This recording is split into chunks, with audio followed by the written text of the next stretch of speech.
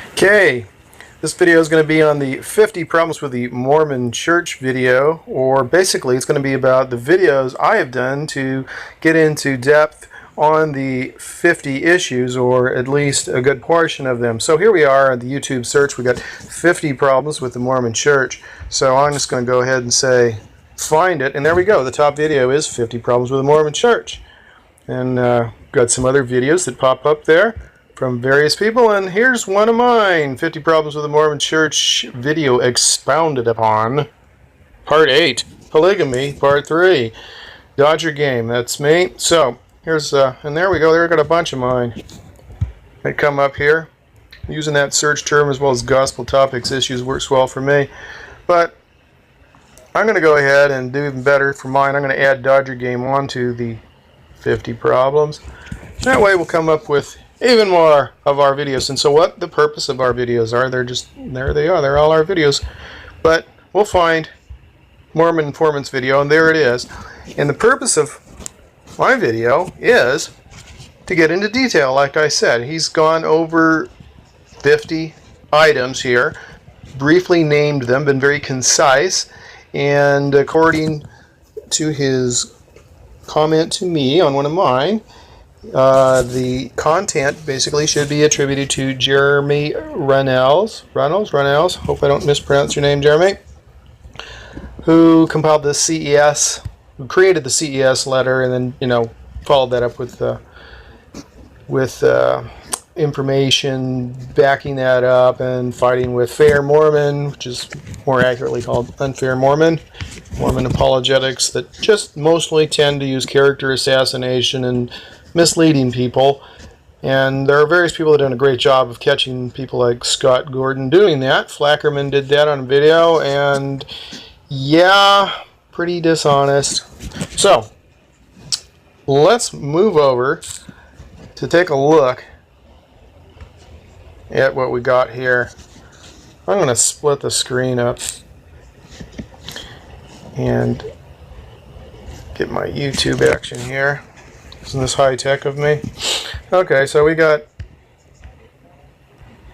a bunch of our videos here, and we got that one, and here we've got Mormon Informant's video. He's running the video channel, and I think he did the video. You mentioned a credit to Zelf on the Shelf people there, so I guess that's probably Samantha and Connor for doing some things to help distill this information. If I read that correctly on the comments, take a look yourself. So on this video, let's take a look at a couple, at some of the 50 items. What I'm seeing here is, if you look on the right hand side, you can see videos where I've gone into depth. Going this direction, we might actually, if we're in my channel, it might help, but sometimes it doesn't go all the way. See this one here where we see the obelisk, LDS Truth Claims? That's one of mine. And sometimes that's as far down as it seems to go when I go in, try to go into my channel, and I don't get down to some of the ones that say the 50 issues. Honestly, these issues are same issues that are being handled on the other videos, but these are specifically addressing them kind of in order along the way. So there we go. See the orange one there? That's the second one I did. That shows Jeremy, a picture of Jeremy, and so forth. And it just talks a little bit about what he, did with the CES letter, and then basically, LDS apologetics people like at Fair Mormon, using character assassination techniques to go after him and question his motives or this or that. And CES, in case you don't know, stands for Church Educational System. He wrote a letter to the director of it with, I think, 73 specific questions. I could be wrong on that, but that's what I recall hearing on my own video. And these questions were not addressed by the CES director. That was left up to the apologists, such as are with, were with Farms and are with Fair Mormon, so forth. So I don't want to get too much into that. Just want to say that here you can see, if you go into the channel, into my channel, you can find these, and the titles here are dealing with these issues. So what are these issues? What's the importance? The importance is that each one of these is a problem, or considered a problem at least by Mormon informant and probably Jeremy, who made this, compiled the information, and Mormon informant, I believe, created the video.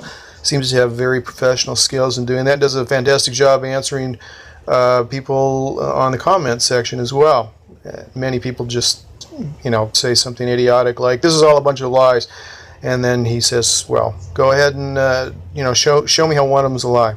So, and there usually isn't too much response after that. And a lot of people are just saying, "Hey, great, thanks, great video," but it doesn't get into much detail on these, as we will see. And so that's that. He refers people to the CES letter to take a look at some of the details that are involved with this to get in depth. Or I've created videos where I show the documentation and comment on it and so forth. So each one of these seems to be problematic to the assertion that an omniscient, an all-knowing, and an unchanging God that the Book of Mormon describes Jesus Christ to be would be guiding the church. And that assertion is challenged by many different subjects. Subjects such as, why did Joseph Smith have like 9 versions of the first vision, and sometimes he's 14, sometimes he's 15, sometimes he's 16, sometimes it's, an angel, sometimes it's Jesus, sometimes it's Jesus and angels, and once it was God the Father and Jesus Christ, but he didn't even write that one. So these are issues that people say, huh? They didn't tell me that in gospel doctrine. Or, how come the book of Abraham's got so much stuff in it that's just wrong? Actually, they don't even really deal with that. They deal with, how come they tell me that the book of Abraham was,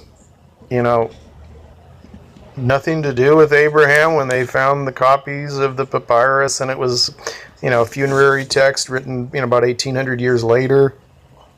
Or, how come Joseph Smith said he didn't have involvement in any other women, but the church shows him, married to like 34 women on Family Search or something in that range, and about 10 of them, were actually married to other guys. So when he married them, which he didn't, but if he was sealed to them, then he destroyed their family for time and all eternity. The guys would have to find someone else, and their family was broken up. So in case they happened to be in love, in case the children kind of, liked having mom and dad there, well, that was destroyed for all eternity. Thanks, Joseph Smith, but that's okay. A flaming sworded angel told you to do it, lest who knows what he was going to do with that sword.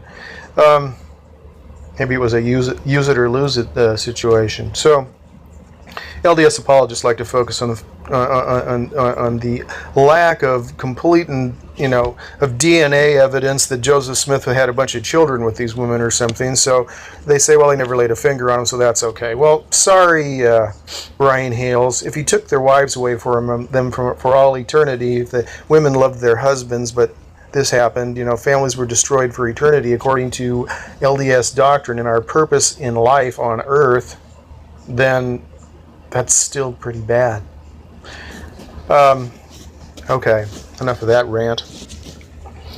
We got into detail, subject after subject. So people who say, this is a bunch of lies, well, the details are available and you don't even have to read.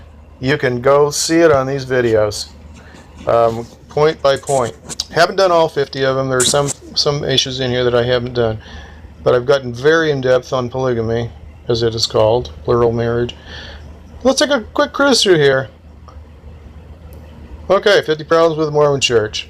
Item number 1 basically is saying, hey, there are some things that look a little like the Book of Mormon out there, like the Book of Napoleon and, the View of the Hebrews, and they got some pretty suspicious looking it came to passes in there and other things like that.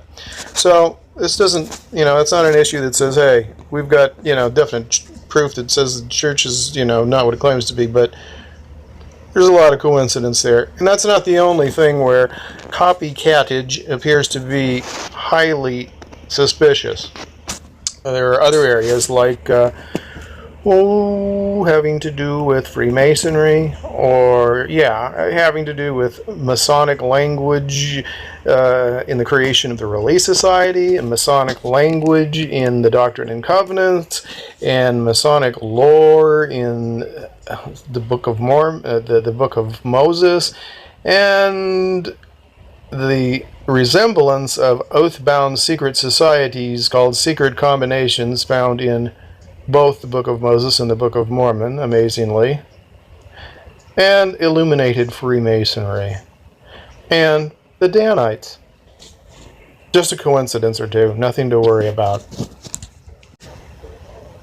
There are other things. The Word of Wisdom, coming out 3 weeks after the Kirtland Distillery was shut down, basically by pressure applied by the Temperance Society, which happened to have their own Word of Wisdom policies, which greatly resembled those in the Word of Wisdom Joseph Smith had revealed to him after Emma didn't like the tobacco spittings. Poor Emma. She had it rough. I don't think she knew what she was getting into. Anyway, never mind that. The Lord told him to break his covenants with her with regarding to marriage being between a man and a woman, and he cleaving unto her and none else, forsaking all other women. You know, those kind of things that we call sacred promises, covenants, standard in marriage, which even Section 132 says are good till you're done with this life. But apparently the Lord told him to break all those covenants. Who cares what terms she agreed to? She's just a woman, right? He can have as many women as he wants. You know, that kind of reminds me of when Brigham Young took upon himself to take away the wife of Henry Jacobs, that Joseph was just borrowing or sharing, I suppose. Said she's my property now, I think. Seems to be the whole theme that's reflected throughout the Bible, which has been something that's bothered me for a long time. The story where Judah and his daughter-in-law run into each other on a business trip, that she anticipated his behavior, knowing he'd be looking to mix business and indiscretions, should we say.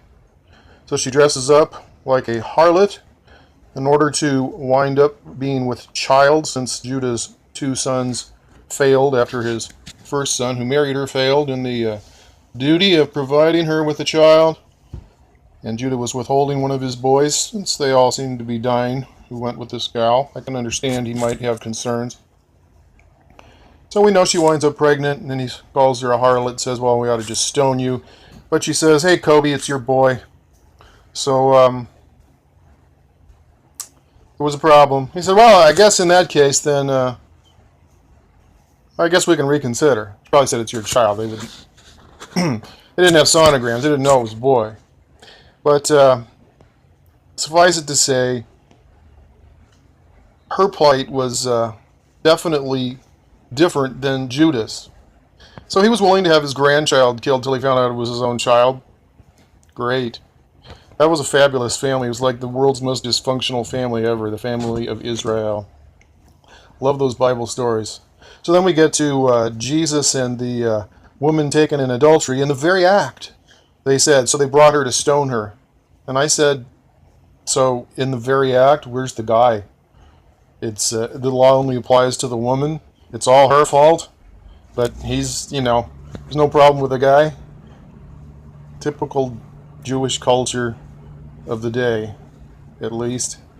And then we look to the Old Testament. I don't know if it's Leviticus or Numbers, but if the guy even suspects that his wife has been fooling around, even if he suspects she might not have actually been a virgin when they got married, now he wants to bring some sort of charges against her. It's kind of like the Salem witch trials. Brings her to the priest or something, and he gets some dirt off the floor of the tabernacle, mixes it up with some water, and she has to drink that. And if she doesn't rot, well, after he pronounces some special blessing or cursing on the water and her or something, then I guess she's absolved. She's got a little better chance than the Salem witch trials, depending on what's in the dirt.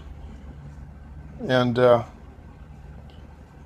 evidence was necessary, I believe, for the allegations. Parents could disprove things by certain ridiculous methods, possibly, to defend her virtue. Now the guy, he just has to bring up some sort of charges against his wife, and she has to drink dirt water. Somehow this culture's been screwed up for a long, long time. And it doesn't seem to me like Joseph Smith was acting any different than typical religious culture. Okay, so back to our 50 problems. Contrary to this video, sorry Jeremy and Mormon Informant, but I happen to disagree on the assertion that Emma needed to give her consent due to the Doctrine and Covenants. Doctrine and Covenants exempts Joseph Smith from that. As a holder of the keys of the holy priesthood, he can do whatever he darn well pleases. But everybody else now, they had to get their wife's consent.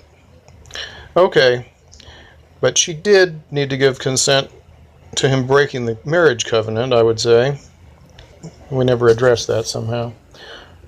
So it's easier. Alright, suspicious places named near Joseph Smith. Yeah, a lot of things had names close to where he lived that wound up in the Book of Mormon, either as locations or people. Just more suspicious stuff. The DNA thing. Yeah. And so, in response to all these kinds of issues, first we had LDS apologetics at Brigham Young University, first headed up basically by Hugh Nibley, the professor. And then there was Hugh Nibley wannabe Dan Peterson, who wanted to make his living defending the church's problematic issues. And so they wound up having farms there. Not the kind of farm where you grow corn, but an acronym for something along the lines of Foundation for Apologetic Research with Mormon Studies, something like that. And so Dan was pretty vitriolic in his attacks, his personal character assassination attacks on anyone who dared to feel that possibly evidence of contradictions in the scriptures or something like that was a valid opinion. He just attacked their character and, use tactics other than just addressing the issue, because it's hard to deal with issues when the facts don't support you. Evidence is tough. It's really tough on LDS apologists. So anyway, they sucked him into the Neil Maxwell Institute, and then they just dumped him, and he went over to Fair Mormon. He's doing the same thing over there with Scott Gordon. And the church now disguises its own apologetics on LDS.org as the Gospel Topics Essays, which tell us that they're going to be, essentially fair and balanced, straightforward essays. But they're not. Okay, so I've brought up the topic of Gospel Topics issues here. Gospel Topics Essays on LDS.org. And so these address certain specific issues that are apologetics issues, although they claim it's not apologetics. They claim them to be straightforward and in-depth essays, so we won't need to go anywhere else, where the information otherwise on the internet they say might be unreliable or inaccurate. And so their essay writers are brighter than we are. They have more discernment through the Holy Spirit than we do, apparently, and they will filter through the information and make sure that we are fed just the right mix on LDS.org, purely accurate. And they'd already suggested in the preface, the introduction, the preamble to the Gospel Topics issues, that essays, that the Lord was telling us in section 88 when he said to seek wisdom by study and by faith and seek out of the best books, that he didn't mean just one set of opinions. So it's pretty clear that they're suggesting that we're going to kind of get the whole balanced picture here with great information and we can learn for ourselves. But as I found when I reviewed some of them and have made videos, that was not the case. That was not the case at all. The most pertinent material was ignored and generally had to be in the scriptures. And the problem was, of course, that they were contradicting the scriptures. So they've got race and priesthood, they've got DNA in the Lamanites, since the DNA is, from Siberian, basically, people, Northeast Asia. For 99.4% of the people, Native American tribes they've tested. And that doesn't leave a whole lot else for Israelite, and they pretty much weren't saying they were any Israelites, but I guess maybe some of the Cherokees have got a little bit. Anyway, the church is taking an interesting stance on that issue.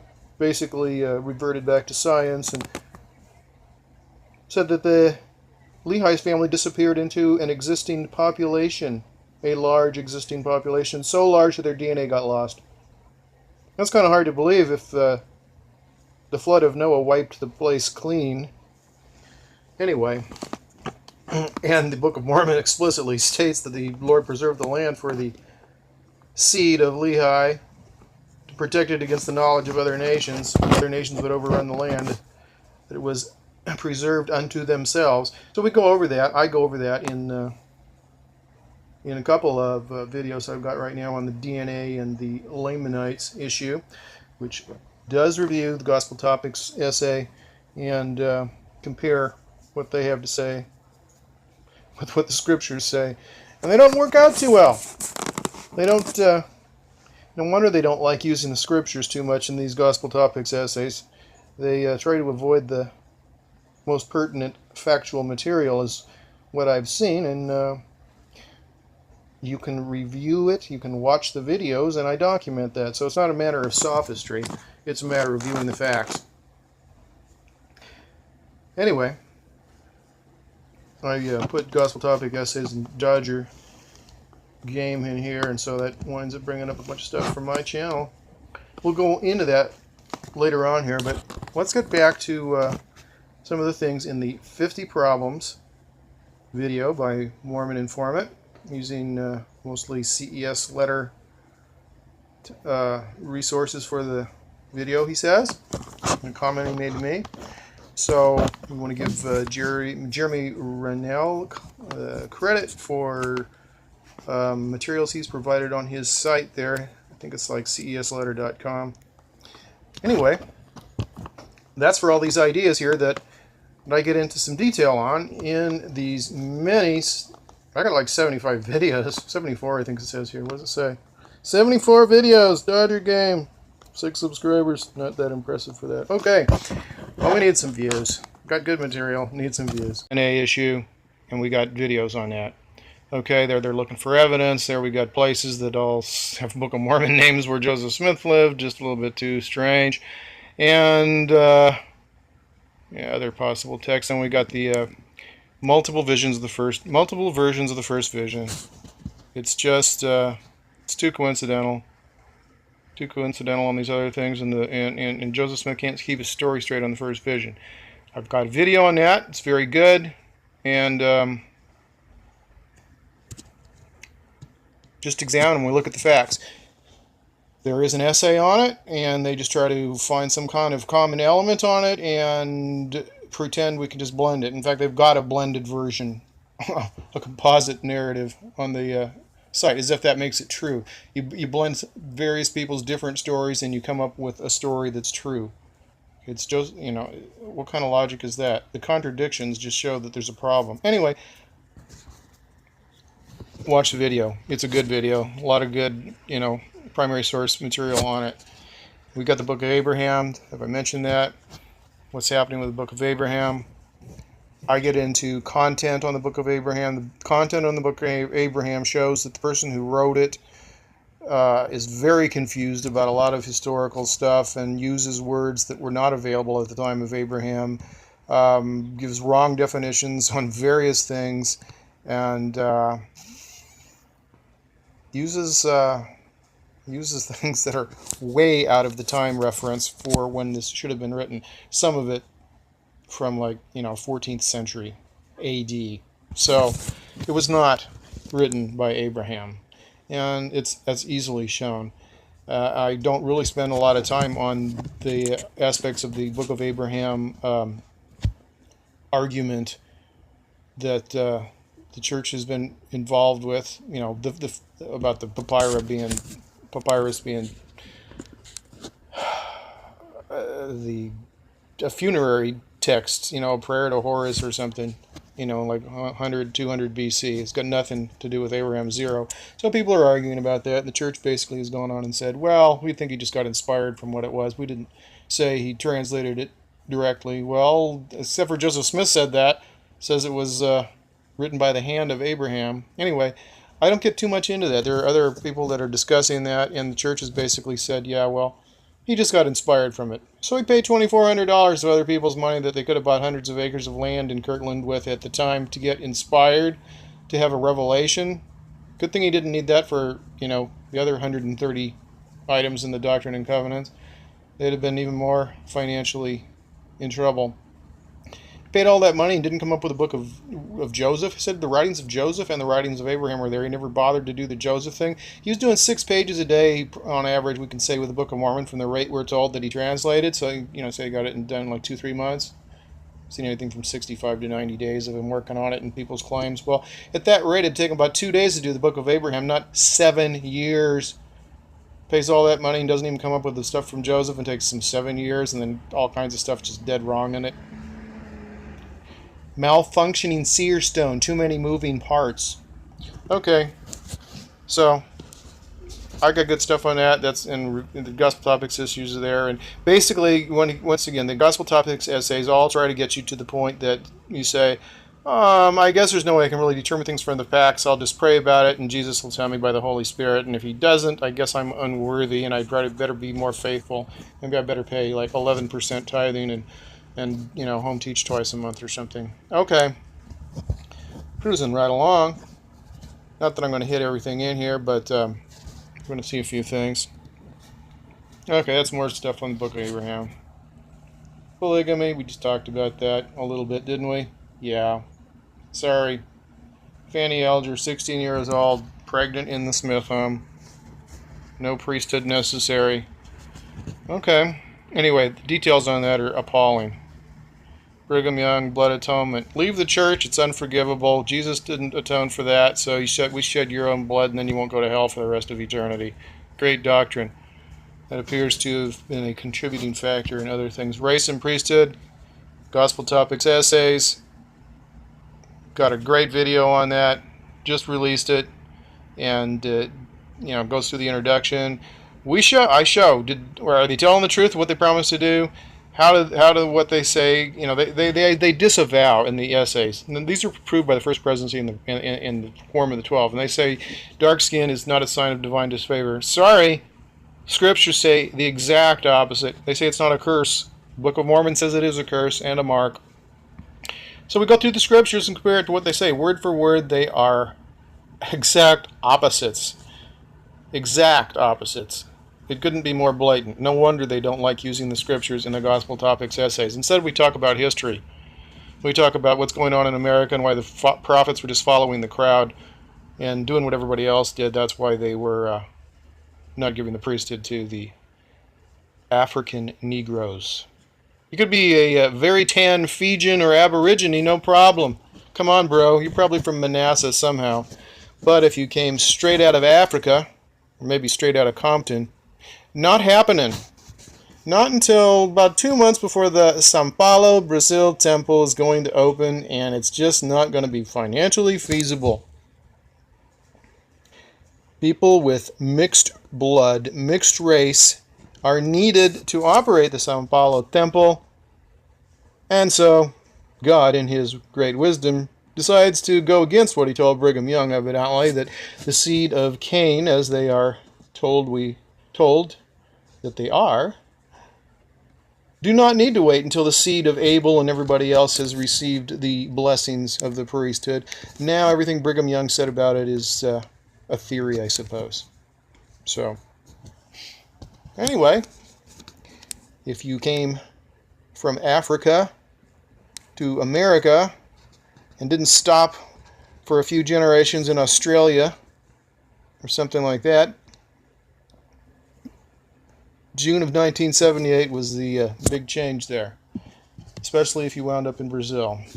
Okay, I mean, that seems to have just a coincidence. Had nothing to do with anything like that, right? Everybody likes to talk about, you know, pressure. Stanford wouldn't let us athletic teams play with BYU. I'm sure that did it. Jimmy Carter, whatever. Pretty sure it was the Sao Paulo temple. There's this thing called commerce, money, and the church is an entire corporate empire. There's a lot of money involved, and when it affects the budget, there seem to be revelations. Figure it out. I'll present the data. You can interpret it any way you want to. They do contradict themselves. That is fact. Okay, Mark Hoffman letters. The church buys all sorts of documents from Hoffman. It says they paid about $900,000 for it. No problem. Church has got tons of money. But things got a little shaky, so Mark Hoffman blew up a few people. Apparently, Gordon Hinckley didn't want people thinking Joseph Smith talked to salamanders. Evidently, in all his seership, he thought these letters were real. Now, the Smith family was involved with magic, but we don't really know about salamanders. Maybe a shape-shifting toad whacked him upside the head when he was trying to get the plates the first time. There are stories about that. But I guess they were enough to convince Gordon B. Hinckley that maybe we should buy these things. And maybe he didn't examine them with the seer stone or something, so he thought they were authentic, and evidently they weren't. Then he lied to the cops or something, and there's all kinds of nasty stuff that happened about that. Hoffman blew people up. Was not good. Kinderhook plates, I'm not really going to get into that one. I didn't in my videos, really, essentially, and I'm not now. From the loins of ham, but they were like Chinese tea boxes or furniture, some baloney like that. Okay, other people know their churches too, because they pray and have spiritual experiences. The Holy Ghost confirms it to them. Islam is true. Even Heaven's Gate was. Rancho Santa Fe, many people committed suicide and decided to spiritually ascend to a spaceship that was passing over right about then. Okay, Joseph Smith, Revelations. Some of them don't come from God. He tells his brother Hiram and Oliver Cowdery when they went to try to get money selling the copyright to the Book of Mormon in Canada. That's right, we need money. Sell the keystone of our religion. Sell the copyrights to the Book of Mormon. I prophesy in the name of the Lord God, you're going to get plenty of money from it in Canada. They failed, came back, said, what's the problem? What did Joseph Smith say? Some revelations are from God, some from men, and some from the devils. As God's prophet, seer, and revelator, somehow he wasn't sure which one, where the source was apparently for that revelation. Another seer stone malfunction. Okay. More about seer stones. I mean, it really gets interesting with the seer stones and the magic, and they were pretty popular back then. You know, not quite as popular as, like, you know, iPhones, but they seem to be, we'll find them in several places, and we're just about to find them coming up here again. Because the church members were following other people with seer stones. But first, make sure the missionaries testify. Bear your testimony, even if you don't have one. Sometimes the testimony is gained in the bearing thereof. That's a quote from one of the brethren that says, lie until you believe it. That's not right.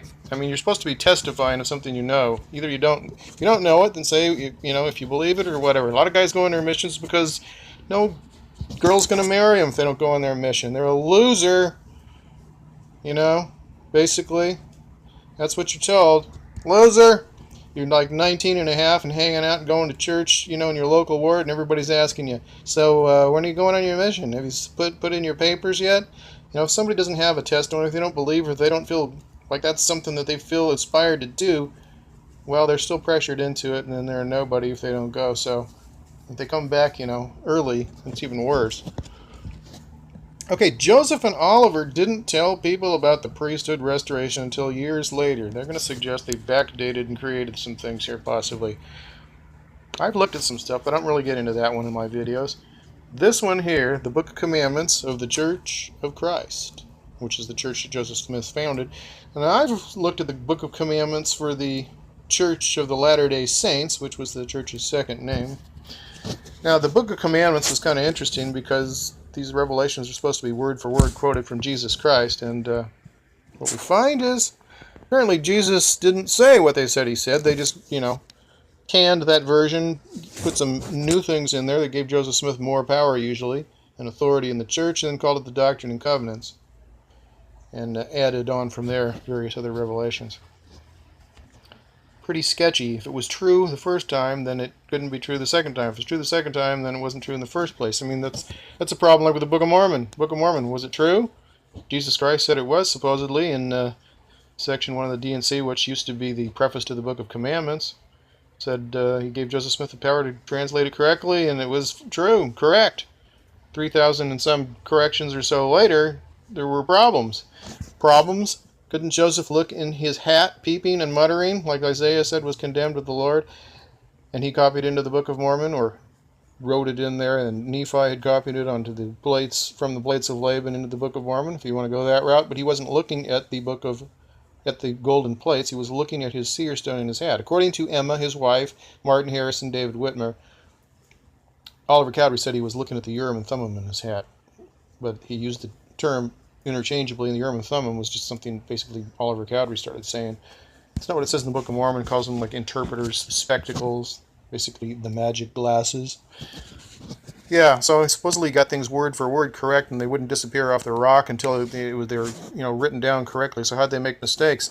When they did come up with all kinds of, not just the doctrinal mistakes, which are a major difference in terms of like Trinitarian doctrine versus what's more in line with what's taught now in section 130 about the Godhead, but all kinds of grammatical stuff. Jesus just couldn't speak English very well on that seer stone, except for, of course, the parts that were out of Isaiah and then, the New Testament.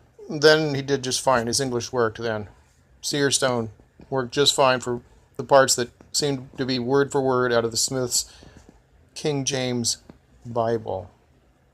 Just a coincidence, nothing to worry about. Let's move on. Now you can see why these might be issues. Now, they didn't even mention all that. Oh, the magic talisman. Magic? Somebody say magic? Jupiter talismans. Yes.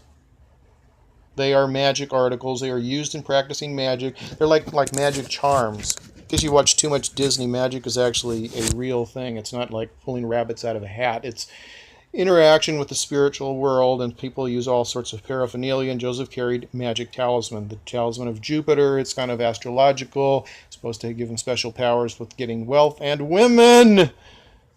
He wasn't chasing women, was he? Not even going to touch that one again at this moment. So, yeah, these were on him when he died, and there's a lot of evidence that the Smith family was into magic, animal sacrifice to demons who were guarding the treasure they were digging for, sacrificing them with that magic knife with which they do magic circles. There's all kinds of magic stuff in there. Wait a minute, where's that magic parchment? I think Hiram had that.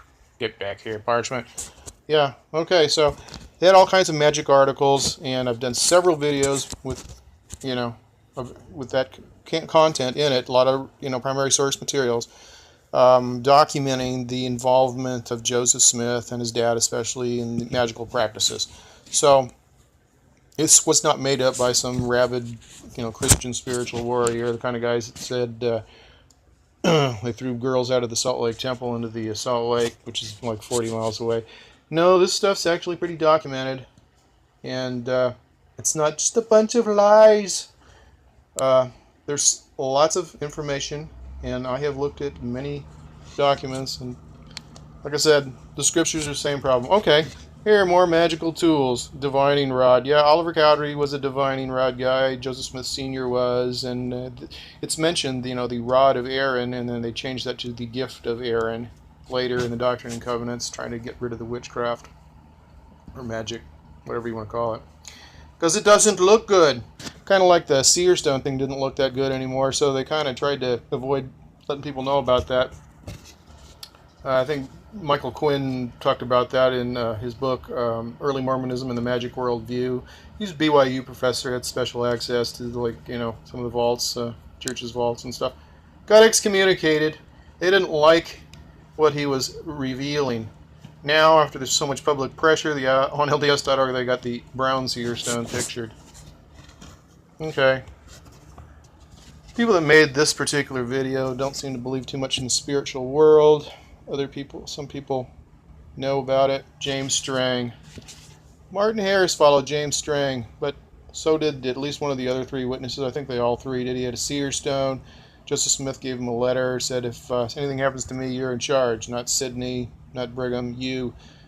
was in his handwriting, apparently convinced his mom, Emma, brother William the Apostle, his sisters. His whole family, joined that church that lived. Samuel died right after Joseph and Hiram. Some folks say it had to do with the Danites murdering him on behalf of Brigham Young. That's unproven as far as I know. Hosea Stout was caring for him.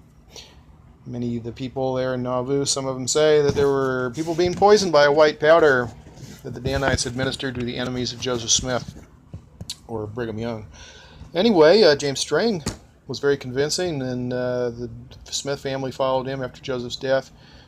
So did the presiding bishop, Edward Partridge, and the stake president of Nauvoo, Brother Marks, Joseph's stake president. They were all convinced this man was the real thing, the real deal. He had a seer stone.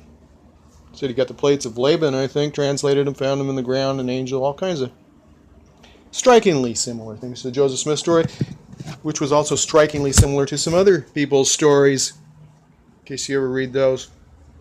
A lot of Joseph Smith stuff is strikingly similar to other people doing other things. Anyhow, Martin Harris followed him. I think Whitmer did, and maybe Cowdery. Just like they followed the other girl with the seer stone. When Sidney Rigdon and Joseph Smith took off to Canada after the Kirtland Anti-Banking Safety Society folded, which was supposed to be a bank, but they couldn't get a bank charter, and a lot of stuff looks pretty fraudulent with that, and they took off. So everybody started following a 16-year-old girl with a seer stone. You might have read in the Doctrine and Covenants where Hiram Page, one of the Smith family friends, I believe, had a seer stone, was receiving revelations that seemed to be problematic for Joseph Smith, so he came up with a revelation that said, only I get seer stone revelations that have anything to do with everybody in the church. So, sorry pal, you're out. Seer stones were just as popular probably as crystal balls and maybe divining rods. Magic was in the air, people. Alrighty. Martin Harris, he followed all kinds of different people, including Jesus, the shapeshifter, who turned into a deer, and walked alongside of Martin Harris for about 3 miles on a dirt road talking to him. Jesus is a shapeshifter. David Icke would be impressed. Okay, so are we seeing something with these 3 witnesses? They're a little bit, gullible maybe, is what some people might say. There's who knows. What's wrong with shape-shifting deers? They did choose the 12 apostles, mind you. And Joseph Smith called them wicked, each separately. The Lord supposedly called Martin Harris wicked when the 116-page thing happened, and, Joseph Smith gave us a revelation that it was the devil trying to cause a problem so that the people hiding it would change the words on it, and then when he retranslated the same things, they change it. That's probably because it was written in disappearing ink or something, right? Where they had perfect ink erasers, and then somebody could, after erasing the ink that it was written in, smudge-proof, come up with copying Martin Harris's handwriting, and maybe Emma's was some of it, who knows? Can't remember for sure. Copying the handwriting exactly, and placing different words in exactly the same spaces to change it. Sounds pretty likely. They probably had a magic potion that would erase the ink. Somehow that story doesn't really fly too well in my book. Maybe I'm just skeptical. They call people critics if they disagree. They love the name-calling thing, don't they? Okay, more magical stuff. More magical stuff. Oh, I like this one. Oh yeah, the signatures. Only Oliver Cowdery actually signed as one of the special witnesses to the seeing the plates. Everybody else they aren't really ones that signed it, I guess. All right. What's next? I wanted to this one right here. I'm not involved with other women. I'll just get a bunch of people to sign a document that says I'm not. Even women that I'm involved with could sign it. Pretty sure Eliza Snow signed it. But, oh, John Taylor. That's a good one. He told people that he wasn't there wasn't any polygamy. He was in Europe on a mission, said, no, there's no such thing as polygamy going on there. He had 12 wives at the time. Third president of the church. Highly honest. Anyway.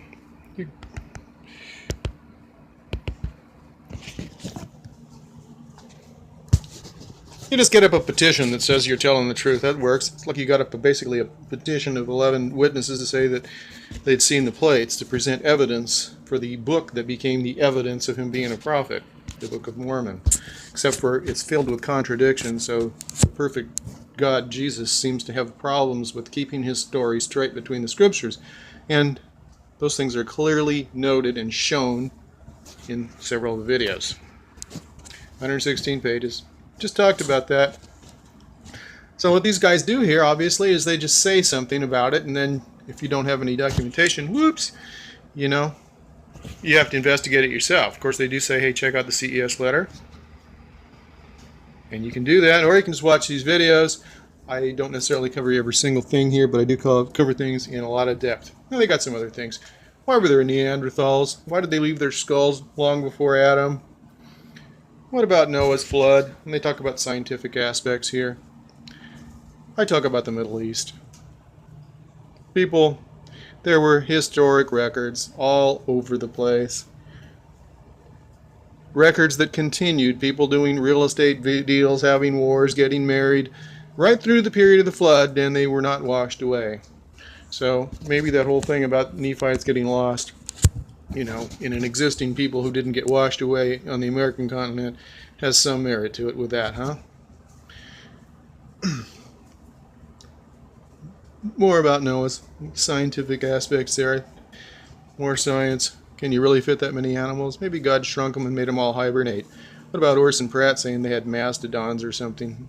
Or elephants or both in the barges for the Jaredites? Can you imagine that? Think about that. The barges. Okay, Yahweh goes through anger management training, and he turns into Jesus so he doesn't feel so hateful. Has the church been dishonest in its histories? Well, I think we can document some things there. We have Kirtland Knot Bank. Was there fraud involved? That involves some study. Church's finances, not too transparent since 1959. How about, City Creek Mall? Cost a little bit more than they've given in humanitarian aid in the last 20 years or something like that. Really impressive. You know, people like to say, oh, the church gives so much money, but on a percentage basis, it's supposedly pretty pathetic for the amount of money that the church takes in. It's an enormous business empire. And so here we go. Come on back. Actually, I wanted to say something here on this whole financial thing. The General Conference is a corporate requirement, people. Corporate requirement. If you thought it was a revelation from God, you may be disappointed. The Methodists do it too. Every 501c3 corporation has to do it. The Jehovah's Witnesses, everybody, they all do it. And on Saturday in the recent General Conference, the financial report, apparently the guidelines for what they have to do are pretty loose, because it went essentially like this. Here's a financial report. Auditors looked at the church's finances and determined that the church stayed within a budget, just like every other good LDS family should do. In the name of Jesus Christ, amen. We will now be pleased to hear the Mormon Tabernacle Choir. I'm not kidding. That's pretty much about the way it went. I heard no numbers mentioned, ever. Now, if I was going into a corporate budget meeting, I think I'd expect to hear something a little more detailed that involved something called numbers. But there wasn't any of that. So, they think that's a problem with the church? Well, it certainly raises eyebrows, I would say. There are causes for concern. When you cut the ribbon. Tithing, how much do you have to give God? No, that's changed a few times. Not going to talk too much about that here, but the Church of the Latter-day Saints, second name of the church, Jesus couldn't make up his mind.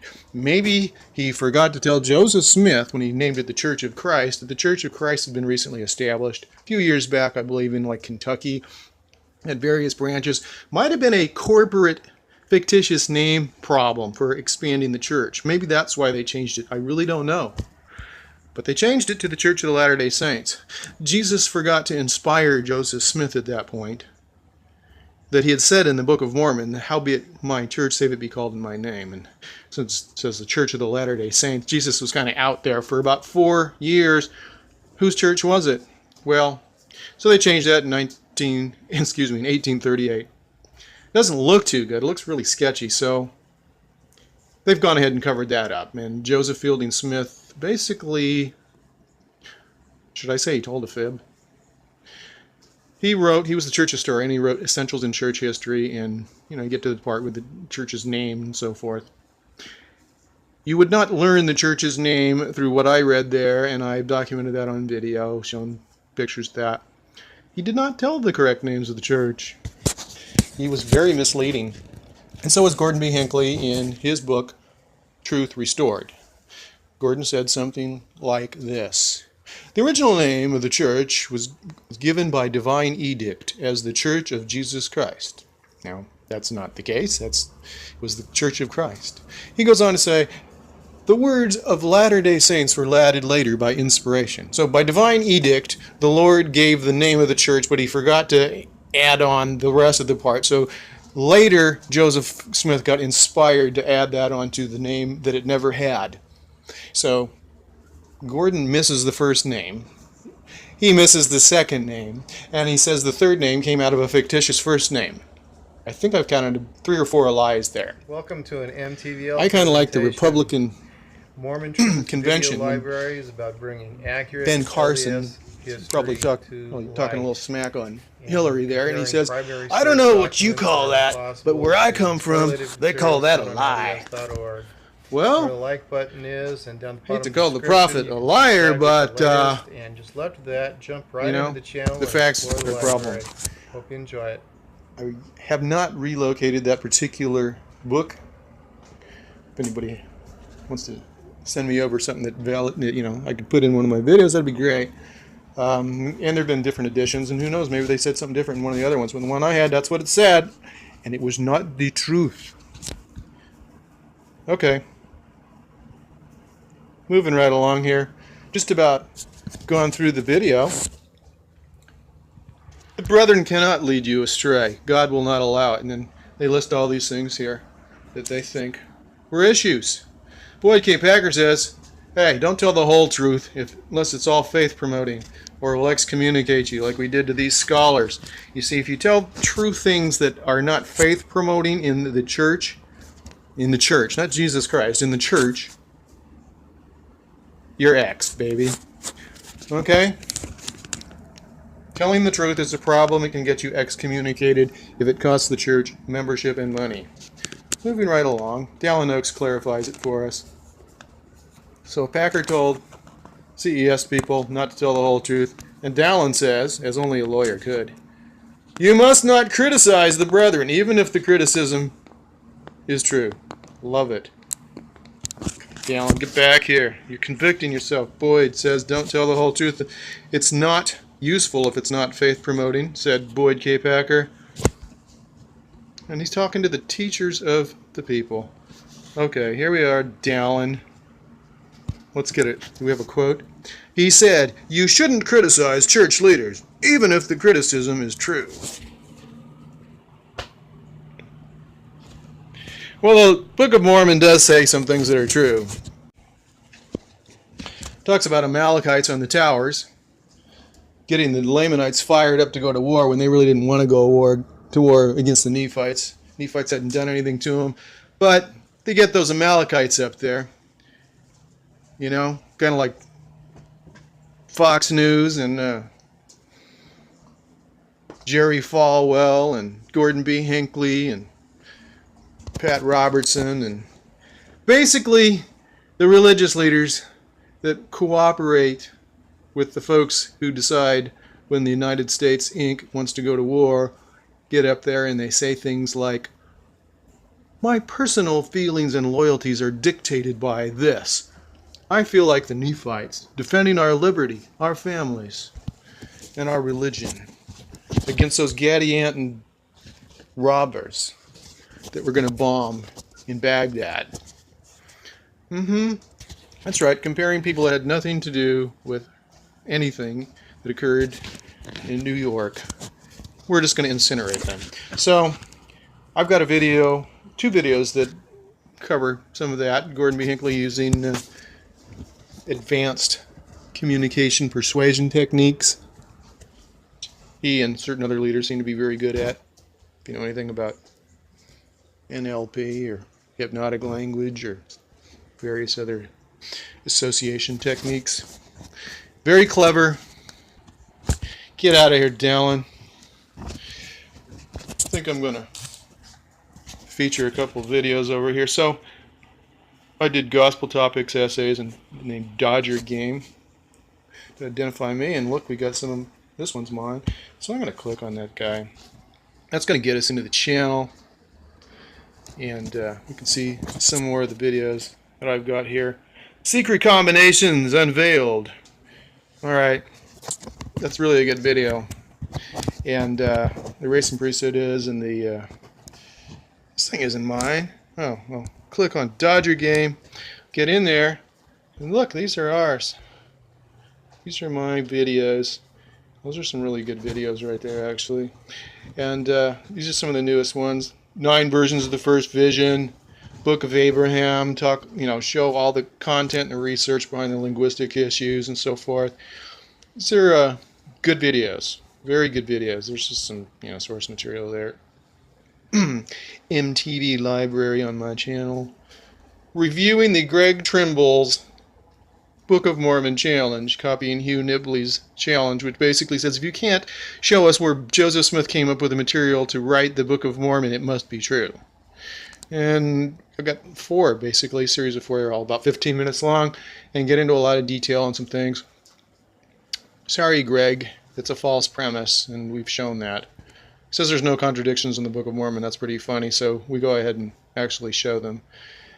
Including major contradictions, Jesus changing what he said, completely contradicting various scriptures that Joseph Smith provided, and cross-reference them, and they're exact, absolutely contradicting each other.